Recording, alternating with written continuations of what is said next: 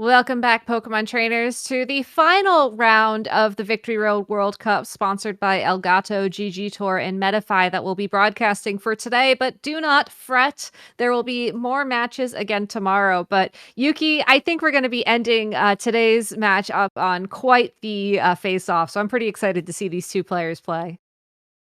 Yeah, definitely. I think we've seen a lot of diversity in teams, obviously alongside countries as well, seeing Pokemon like Reshiram, which we don't get the treat to see that often. And I think we get to take a peek at, even more restricted pairs like that. And this time, I think we're going to be having a mirror match. So something that we didn't get to see earlier. Really excited about it.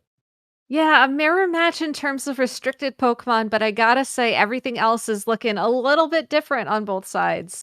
Our next matchup will be Greece versus Guatemala, Paschalis Dermentzis versus Juan Manuel Santizo. And, I think this is going to be a fun matchup to watch as both these trainers have quite the accomplishments on their rosters, so to speak. Yeah, definitely. Paschalis, we can see having top 32 at Lille regionals, getting top cuts in multiple VR tournaments, as well as making top 64 in the second Players' Cup for the EU. Juan Manuel on the other side, getting top 64 at both internationals of this season, as well as top 32 at Milwaukee with a championship title to boot on 2020. So yeah, clearly a powerhouse in this current rule set for both players. So let's go and see what kind of teams that they're piloting for this matchup. Yeah, And both yeah, these Gabby, just like you said, it's a mirror match, but definitely not in terms of the team other than the restricteds. I mean, they're both Team Blue Gastrodon, so at least they got that mirror right. But Very important. interestingly enough, the grass type and the fire type and the last Pokemon of these teams are different. Pascalis on the left-hand side of your screen, opting for Zacian, Calyrex Shadow Rider, Charizard, Whimsicott, Gastrodon, and Indeedee versus Juan Manuel's Incineroar, Calyrex Shadow Rider, Zacian, Thundurus, Gastrodon, and Rillaboom. Yeah, pretty interesting points to notice. So the Pokemon are the same for both sides as the Zacian, Calyrex Shadow, and the Gastrodon.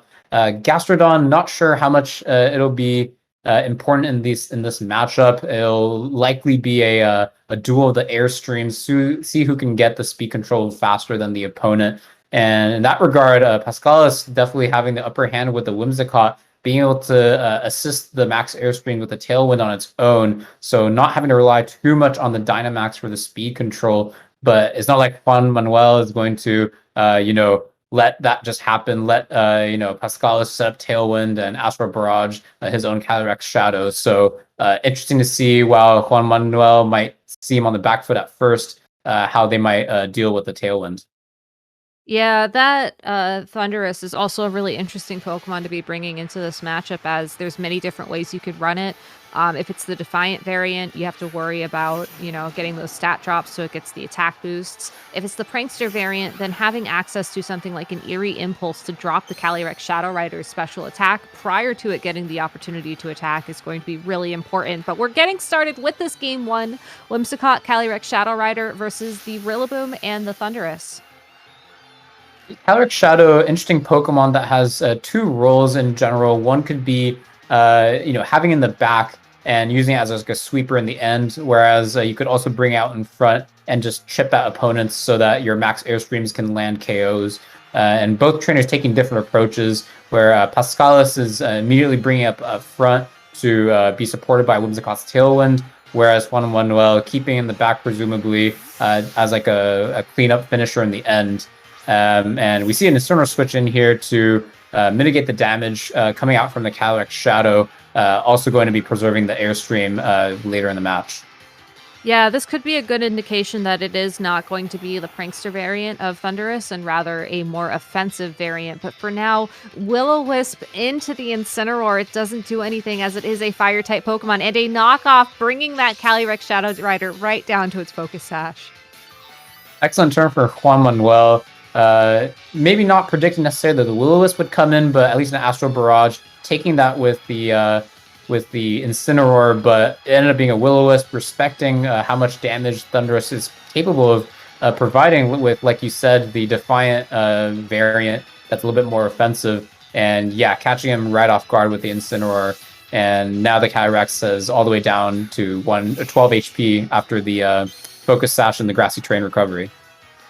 Yeah, and Paschalis saving that Calyrex Shadow Rider for later, which I think is the right call, as at this point in time, you really want that Astral Barrage to be dealing damage prior to you getting knocked out by a priority Grassy Glide, which is still in play given the Grassy Terrain is active on the field. Parting Shot into the Whimsicott will allow this Incineroar to switch out, and Whimsicott going for Sunny Day to set up the sun for that Charizard. So Paschalis revealing, I think, his core strategy against Juan by going for the sun-boosted Charizard on a team that doesn't normally seem like it would have access to these tools.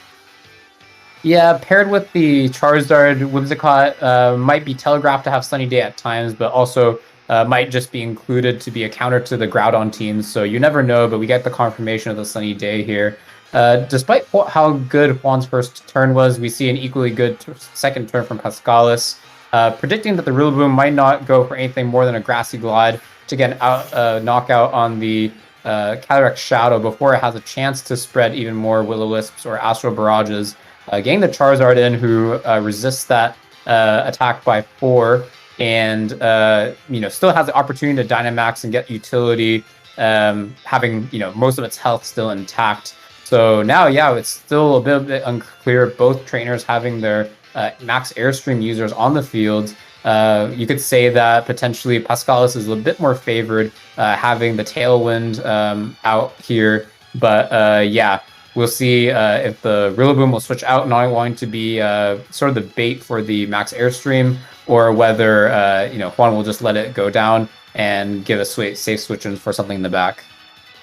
Yeah, it's also a tough spot, I think, for Paschalis to be in, as given Thundurus is back on the field opposite the Charizard, which is probably its ideal target.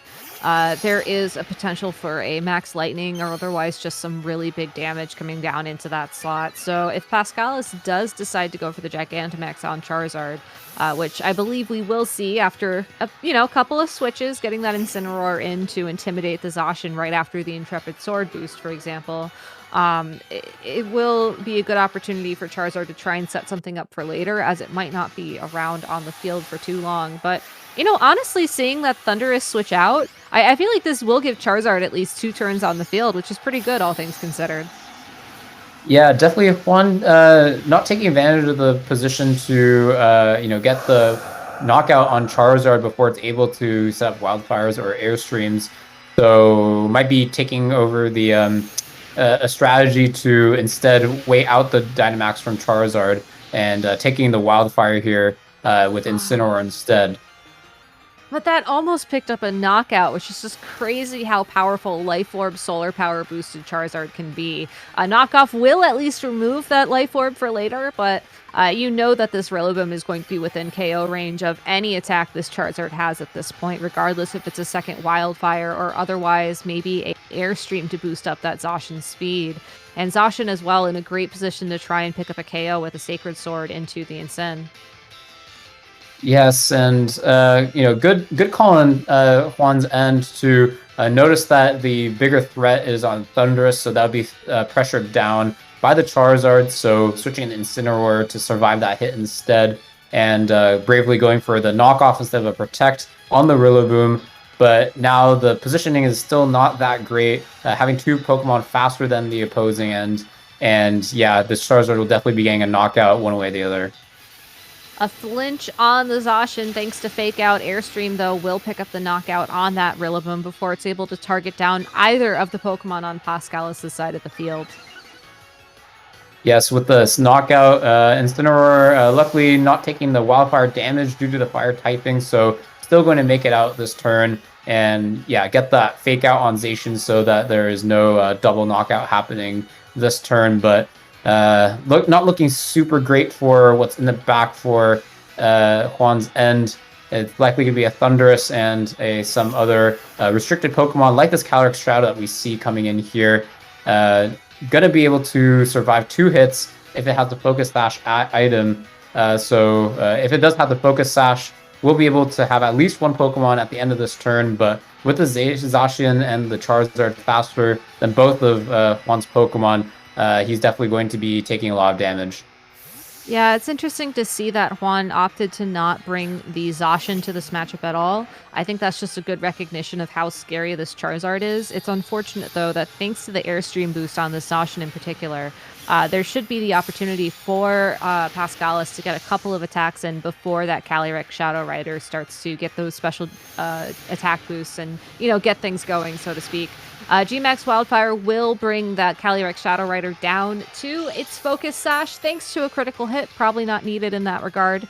And Behemoth Blade does a good amount of damage to that Thundurus as well. So even though Calyrex Shadow Rider was able to secure the knockout on the Charizard and will be getting the special attack boost, thanks to that G-Max Wildfire, it will be knocked out almost immediately. So great handling of the situation on the board by Paschalis. Definitely. Pascal's still in a commanding lead, but Juan making the best of the options that he has.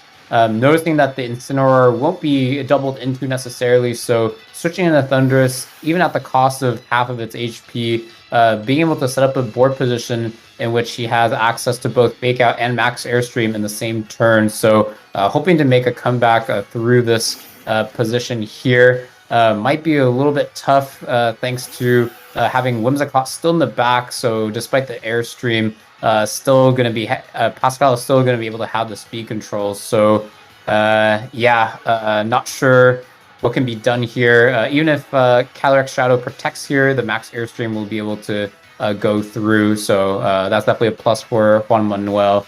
But I think Paschalis has one too many Pokemon for Juan to deal with, despite still having access to Dynamax.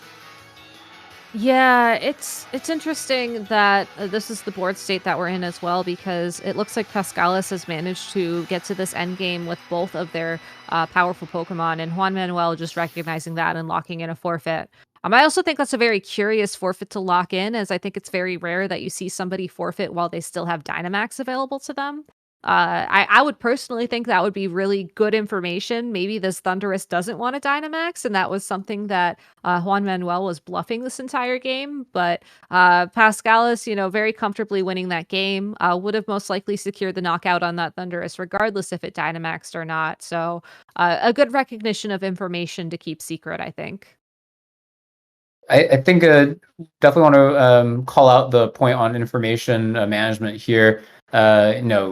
Seeing the Whimsicott still in the back, having 2 restricteds on Paschalis' end, Juan recognizing that it's pretty slim chances for him to win in this game. So instead of making the chance for the 0.1% that he has of winning, preserving any information that he can to go forward in game 2. So for example, on Thundurus, we're not sure if it has the Assault Vest item or if it has a Life Orb item, and that's pretty crucial information for Paschalis' end, because maybe it might be able to survive a Charizard and Max Wildfire in Sun if it has Assault Vest items. So Paschalis not able to incorporate that into his game plan for game 2 without the information. So I think it's quite clever for Juan Manuel to forfeit on the spot there, and be able to have the information advantage at least going to game 2, if not the game count advantage. Yeah, and it does make you wonder, like, if the game or if the information advantage is going to offset the advantage that just having a Charizard in the sun gave Paschalis in that game 1. Like, I think it definitely keeps Paschalis guessing, which is important. And leading the same lead as well is also a great way to keep your opponent guessing. But still, I can't help but wonder, like, how this is going to play out at the end of this, given that we're seeing leads very, very similar to the game 1. Yeah, with Paschalis up game 1, and Juan not having the advantage, not having access to a Tailwind user, might have to make a more of a aggressive read here. Calyrex failing with the Will-O-Wisp in game 1, might not be so keen to do it again in this second game as well. So might take advantage of that and go for a max airstream to take out the Calyrex Shadow, but we see a protect happening instead. Protect Tailwind from that Whimsicott. Will-O-Wisp once again will not connect with the opposing Thundurus, and a knockoff into that Calyrex Shadow Rider will bring it down to its Focus Sash, and it'll come back with about 12 HP. So a very, very similar turn to what we saw in game 1, but the fact that the Thundurus was able to stick around this turn will make this possible switch into Charizard much, much harder. Yeah, absolutely crucial. I think really Juan, the fruits of not showing the Thundurus set in game 1 paying off here.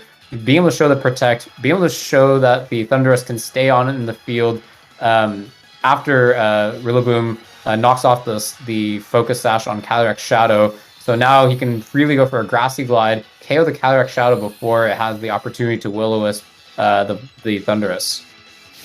And that's exactly what happens. Whimsicott does sneak in a sunny day there, so the Charizard will be able to switch in with the sun on its side of the field.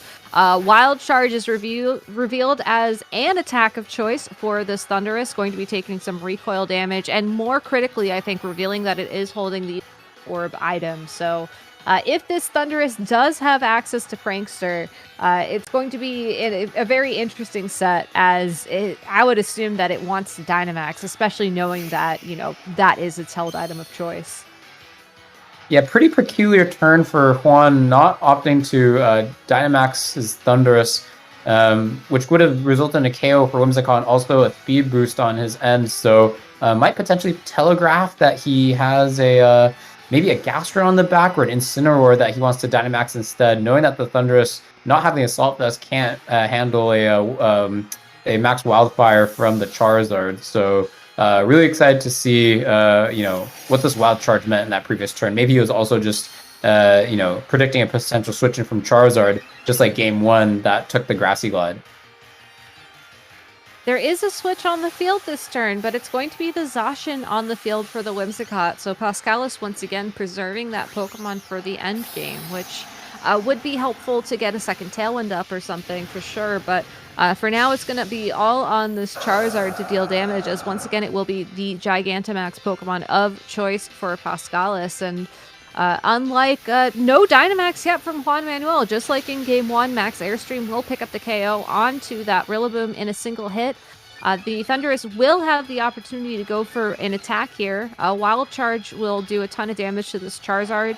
Could possibly go for a Fly or something as well, if that's something that Juan Manuel is concerned about. But instead, Wild Charge almost picking the knockout on that Charizard. It will take a ton of recoil damage in result, but it's possible that Charizard will be knocked out after one more attack in return of solar power damage. Yeah, Pascal is making a pretty aggressive read here, I believe. He could have easily targeted down the Thundurus, going for the knockout, barring any kind of protect. But probably, predicting a protect or a max guard, knowing that, Juan Manuel might not be able to easily Dynamax the Thundurus that can't withstand the Wildfire, and instead going after the Rillaboom, which really isn't a threat for the Charizard or the Zacian. And, it's hard to know whether it pays off for him or not. Charizard almost down to all of its HP, but getting the knockout on Rillaboom and basically guaranteed to get at least one more attack off. So, curious to see how Juan can come back from this. Behemoth Blade into the Calyrex Shadow Rider will bring it down to 1 HP and activate that Focus Sash once again. Charizard going for a G-Max Wildfire, going to outspeed, but targets the Calyrex Shadow Rider. So that will pick up the knockout, but it will ignore the Thundurus for this turn, giving it the opportunity to possibly KO either of these Pokemon in return. Charizard will hold on for a little bit longer, which means had Juan Manuel targeted that Pokemon, He would have secured the knockout there, but targeting the Zacian, bringing it down to half its health, and interestingly enough, also putting this Thunderous within KO range. So, again, some very curious plays from Juan Manuel, and I'm really hoping we do see the Incineroar or the Gastrodon coming in for him on the field at this point in time, as I just want to see him Dynamax. I feel like he's putting himself at such a big disadvantage, having gone so far into game 2 without even Dynamaxing once in the set. Yeah, I agree. It seems like he's on his back foot, not Dynamaxing yet, but seeing that confirmation of Incineroar coming out, I think Juan Manuel actually in a very, very good position to close out this game with a win, actually. Whimsicott, not a Pokemon that is known to have that much effective attacks against Incineroar. Being a support Pokemon with not that much special attack, Moonblast not going to be doing too much to Incineroar. On the other hand, Incineroar having a great matchup against Zacian, resisting the Behemoth Blade that usually discourages Pokemon from Dynamaxing in front of it. Yes, it might have Sacred Sword, but if it can fire back with a Max Flare, that is almost guaranteed to knock it out. It'll be pretty good for Juan. So especially even the last turn, going for the Wild Charge onto Zacian instead of the Charizard, noticing that Solar Power will take it out on its own. We'll be seeing if this Incineroar can take us to game 3. Yeah, the win condition really was just keep that Incineroar safe for as long as possible. So even though you do lose 2 Pokemon in the process in that previous turn, Incineroar comes in unthreatened, undamaged, and is able to Dynamax immediately, start dealing some big damage with these Max Flares. Zacian will take the opportunity to substitute, so if Paschalis has access to protect and substitute, maybe this is how you stall through the remainder of the game. I don't think the grassy terrain recovery really helps at this point, though. I would be curious to see how many turns of Sun are left in this game. It might only be 1, so if Zacian can outstall the Dynamax and the Sun, maybe Paschalis can still find an opportunity to get a win. Yeah, I think the substitute really puts a wrench in Juan's plans here. Having access to substitute when an opposing Dynamax Pokemon that's slower than you is attacking, then you can set up the substitutes and guarantee that the most damage that you take per turn is essentially 25%. And with Juan attacking the partner Whimsicott instead, this means that Zacian has the opportunity to get at least 2 Sacred Swords off. And with a substitute this turn, we know that even in a Max Flare, if they went through a Protect, it might KO the Zacian through the Protect, but thanks to substitute, will be a guaranteed survive. So now it's just going to be a test of whether Sacred Sword into the Incineroar, while the Zacian is at a neutral attack, will be able to get the knockout. So it's all just coming down to the wire. And yeah, here is the pivotal turn when the Incineroar is about to end its max. Yeah, the Incineroar does have a little bit of chip damage down on it, which certainly helps, but I feel like most people will train for Incineroar to take 1 Sacred Sword when the Zacian is at neutral attack, as, it's pretty easy to get to that board position. And the Incineroar is indeed trained to do so. So thanks to this Flare Blitz, Juan Manuel will be tying up the game. This manager's showdown even between Greece and Guatemala to a game 3. Yes, very exciting to have a game 3. After all the early Dynamaxing with the Gigantamaxing with the Charizard early on, or by Paschalis, we kept thinking, when is Juan going to Dynamax? When are they going to be able to fire back? And just when they have 1 Pokemon left, we think, it might be over. Dynamaxes the Incineroar, despite facing down a Zacian who has access to substitute, not very favorable in this position, is able to push through with the damage. So really well played by Juan, making adjustment, even though it didn't really look initially like he was making an adjustment. And now, I think game 3 is going to be a big showdown.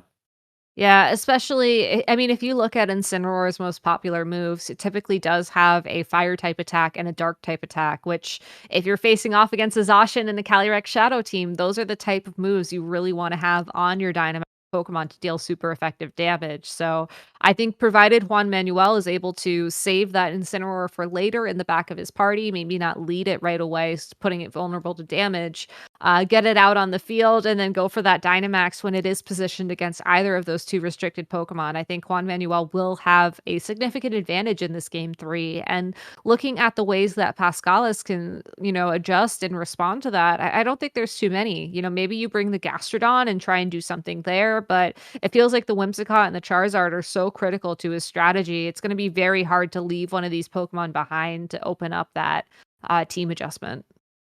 Yeah, like you said, I think both Whimsicott and Charizard are really instrumental to Paschalis' strategy. But the problem is that you kind of have two steps involved, right? You have to set the tailwind with the Whimsicott to become faster than the opposing Thundurus. But in order to have enough firepower to take down the Thundurus, you also need Sunny Day. So I think Game 3, what I'm really excited to see is will Juan be able to give enough time, like the first two games, to Paschalis to set up the Sunny Day and the Tailwind, or will he make some kind of adjustment so that there is no such opportunity? So we're starting off the game 3, and here are the leads. We see the Rillaboom and Thundurus coming out over on Juan's side, and over on Paschalis' side, we see the Whimsicott and Calyrex. So no real adjustments like the past two games. So it'll just be an adjustment of the moves chosen.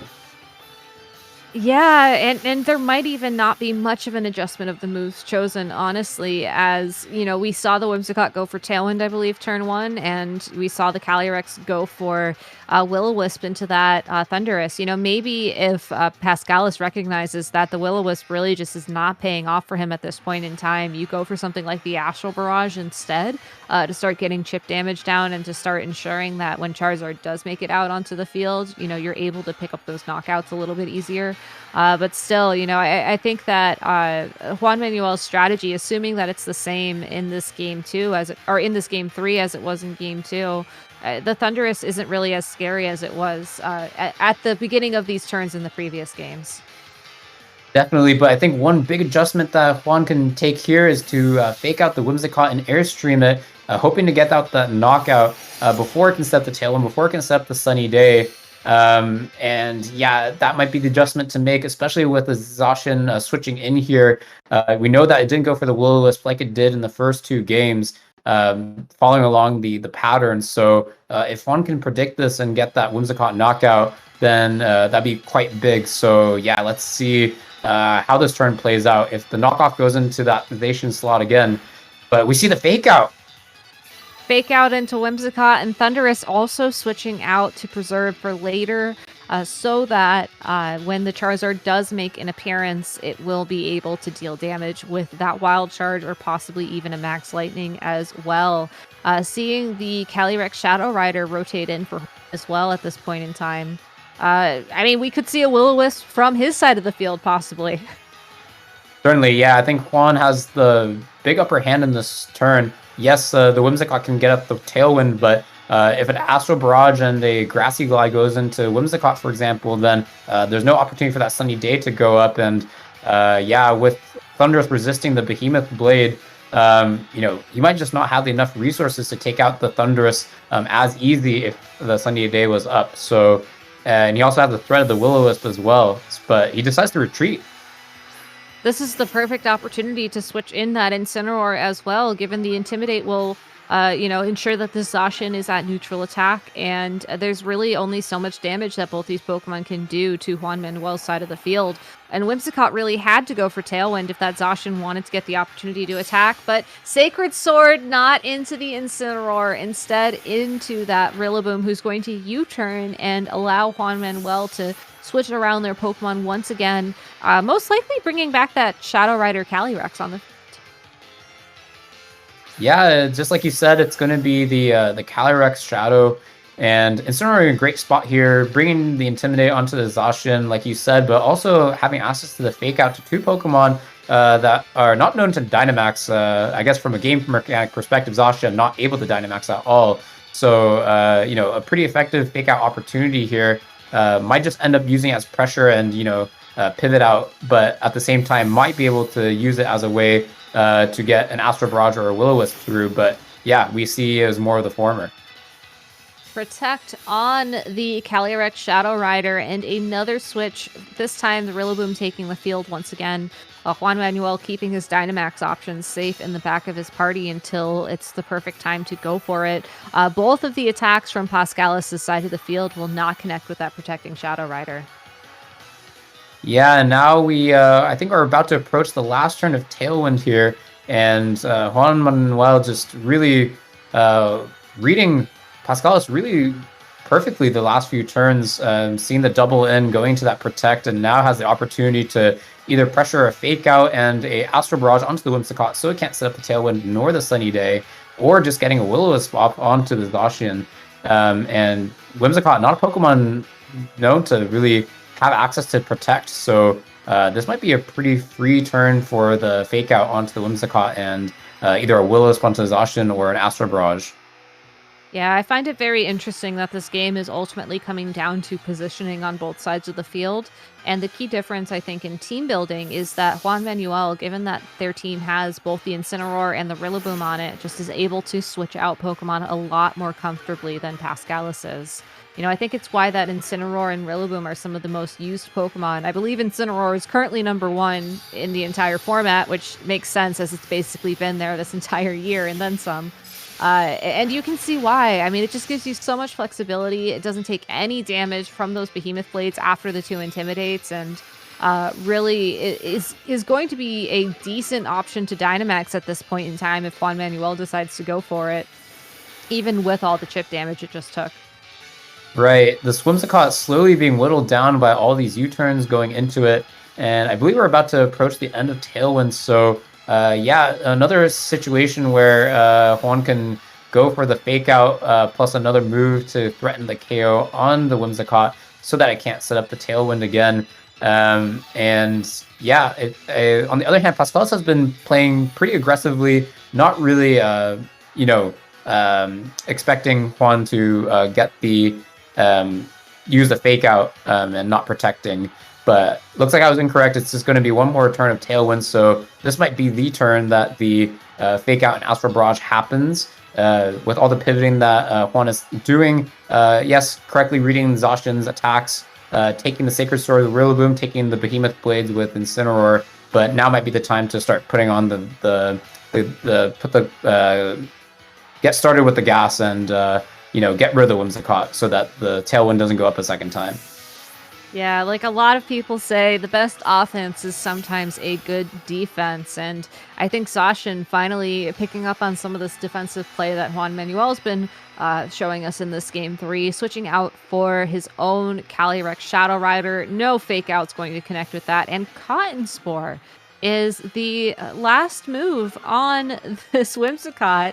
Will be lowering the speed of that Shadow Rider Calyrex, but it doesn't really make a difference as it is the only Pokemon remaining to attack this turn. Will pick up the knockout on that Whimsicott, will bring the Shadow Rider Calyrex down to its Focus Sash on Paschalis' side of the field, and it'll also get that +1 special attack boost thanks to the Grimnay ability.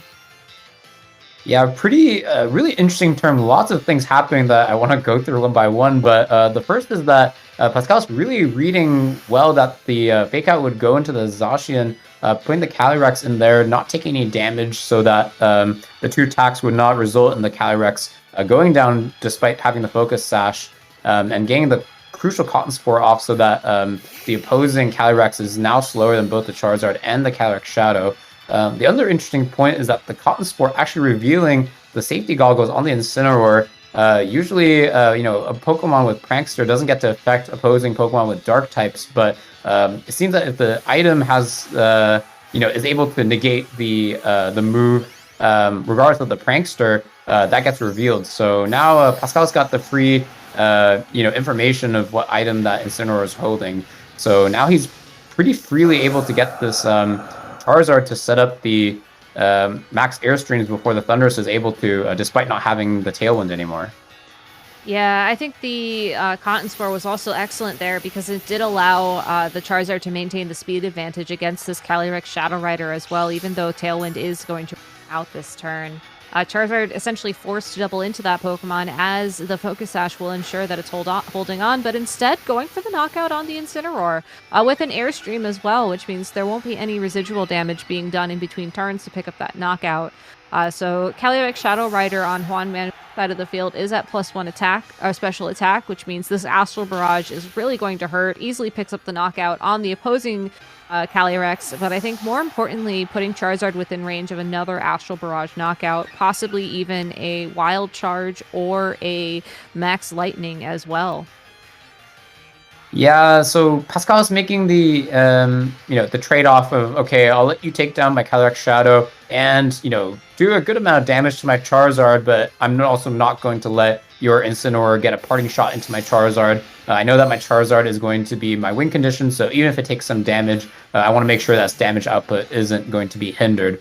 So yeah, now it's going to be time to see if that trade-off kind of pays off for Paschalis. We see a 2v3 situation here, but Paschalis' Pokemon both faster than Manuel's Pokemon, and we'll see if a potential Behemoth Blade plus a Wildfire will be enough to take out this Thundurus, or if a Max Guard's going to happen and we see this this Calyrex Shadow go for a Brave Astral Barrage after that. So a pretty pivotal turn that's going to be the turning point of the game. It's a tough call to make too, as on the one hand, Zacian would have a decently favorable matchup against that Thundurus once it does Dynamax, as that will mean that Behemoth Blade's doing a bit more damage, but depending on what moves this Thundurus has, I think really will determine how the rest of this game is going to be played. That's a Moonball that's going for the Dynamax, and if I was paying attention earlier, which admittedly is sometimes a bit of a toss-up, that is going to be the Calyrex Shadow Rider Dynamaxing. So, again, a very curious choice here. Could possibly not want to give Zacian the extra damage boost provided by Behemoth Blade into a Dynamax Pokemon. Will be going for Max Guard this turn, pays and off. will deny the G-Max Flare as well. Going for Substitute on that Zacian, and Wild Charge from that Thundurus. Honestly, enough on its own to pick up the knockout on Charizard. I mean, I'm at an absolute loss of words. I mean, you cannot have a more pinpointed read and prediction on your opponent. I mean, Paschalis could have quite easily gone for a double target onto the Thundurus, expecting it to max, and yeah, just wanting to get rid of it before it can get an Airstream or a Max Lightning, but instead makes this wild prediction that it will go into the Calyrex Shadow instead, gets it right on, and yeah, as the benefit, gets the Wild Charge onto the Charizard without taking any other damage other than the recoil. And yeah, now we have a 3v1 situation. Yes, the Zacian's behind a substitute, but is that going to be enough to take out all three of Juan Manuel's Pokemon? I'm not super optimistic. I mean, Zacian is essentially forced to target the Shadow Rider Calyrex at this point in time. It's at +2 special attack. It could be using those valuable max moves, but Juan Manuel just doesn't even care. Switching it out to drop the speed debuff that we saw Whimsicott apply earlier, so that the Calyrex Shadow Rider, with whatever one attack it uses to end this game, will at least be able to outspeed that Zacian. But again, because of how the targeting has worked so far in this match, and because you cannot take a +2 max move, Zacian forced to target that slot with Behemoth Blade, will pick up the knockout on Rillaboom, but the Thundurus now has the opportunity to break Substitute thanks to a Wild Charge, and I believe it should be able to take that down quite easily. Yeah, and despite how good of play Juan Manuel was to Max Guard with that Calyrex Shadow at 1 HP, his win is still not guaranteed. That one turn where the Astral Barrage and the Max Airstream happened over from Paschalis' end means that Zacian is faster than Juan Manuel's Calyrex Shadow. And we know that this Thundurus is not capable of knocking out this Zacian in one hit. So even though it resists the Behemoth Blade and might be able to survive it, there might still need to be some predictions to happen over on Juan Manuel's side. So yeah, curious to see if there's going to be any protects at all over on his side. Well, there's one Protect on Zacian, there's an Astral Barrage on that Calyrex Shadow Rider, and a Wild Charge from Juan Manuel. So going full offense this turn, trying to knock out that Zacian. Yes, and now is the real deciding turn of the game. Juan Manuel not taking the bait of Zacian, going for the Protect, scouting out which Pokemon of Juan Manuel is going to go for it. And now it's going to be a complete 50-50. We know that both this Calyrex Shadow and this Thundurus are not capable of taking out this Thundurus in one hit, but probably one hit from each, or 2 hits total will be able to knock out this Zacian. So yeah, if Juan Manuel can predict the Protect, but it doesn't sound like there is going to be any Protect, and the Calyrex Shadow is going to be faster.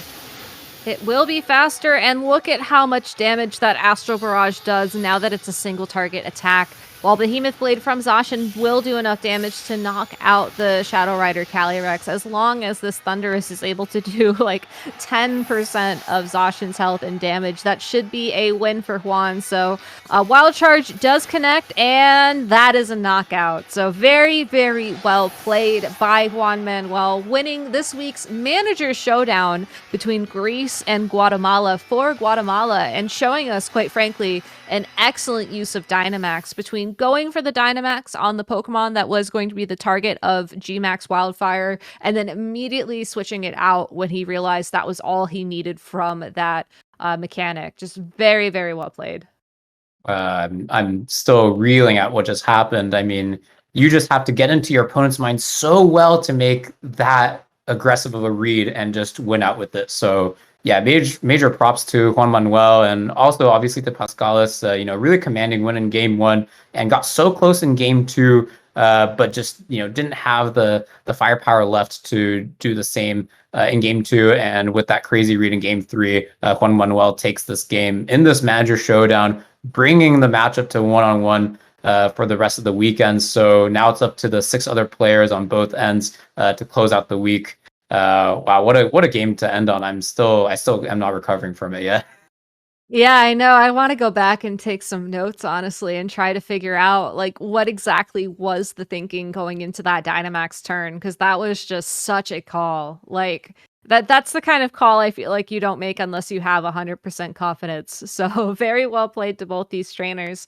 Unfortunately, that will be it for today's broadcast, but there are going to be more World Cup matches streamed tomorrow, and it looks like we have some really exciting matchups here with that finale of Paul Ruiz versus Shoma Honami. Like that, I feel like I need to tune in for that alone. Certainly, and we have other really exciting matches like Ryan Luceto versus Dina Plancia. Joseph Aloof against Luis Vasquez, and Renzo Navarro versus Florian Patu. And we see a lot of familiar faces like Renzo winning Players Cup. Very well-known players being shown in tomorrow's matches as well. So definitely don't miss out on tomorrow's matches.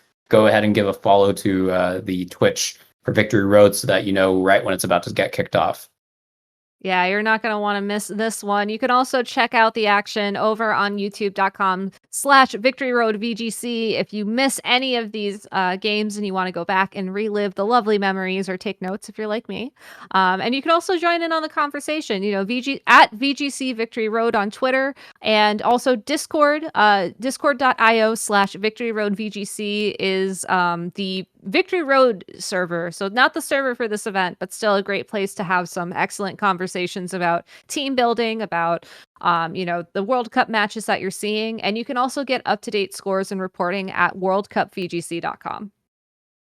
Certainly, so the biggest joy of World Cup, in my opinion, is not just seeing the players from different countries go out against each other, but seeing all the different people in these different countries, even if they're not directly involved in the matches, seeing them come together and be able to talk, and not just about the matches, but about maybe even collaborating themselves on some team building. Just seeing the world come together for this event is truly phenomenal. So yeah, definitely get involved in the social media.